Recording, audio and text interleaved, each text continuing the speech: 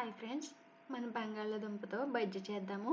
ఇలా పలచగా ఇలా చెక్కుకోవాలి. అనగా మనం కోసి పెట్టుకోవాలి. చక్రాలు మళ్ళీ ఇలాగంతా మనం ఉల్లిపాయ చీరుకుంటాం కదా ఉప్మాలోకి, ఆ టైప్లో ఇలాగా సన్నగా చీరుకొని తగినంత ఉప్పు, కొంచెం పసుపు, ఇది వాము, జీలకర్ర, కార్న్ఫ్లోరు ఒక స్పూను శనగపిండి అన్నీ వేసుకొని ఇప్పుడు ఒక అర స్పూను కారం ఇవన్నీ వేసి బాగా అంతా కలిసేలాగా కలుపుదాము. అన్నీ వేసుకుని కలిపేసి పెట్టుకున్నాం కదా, కొత్తిమీర కూడా వేసుకొని మళ్ళీ కలిపామంతా బాగా కలిసేలాగా కలిపేసుకొని మళ్ళీ ఒక 5 నిమిషాలు వీటిని బాగా పక్కన పెట్టేద్దానిగా బాగా దుంపకు పడతాయి. ఇలా చిన్న చిన్న బజ్జీల్లాగా మనం వేసుకోవాలి.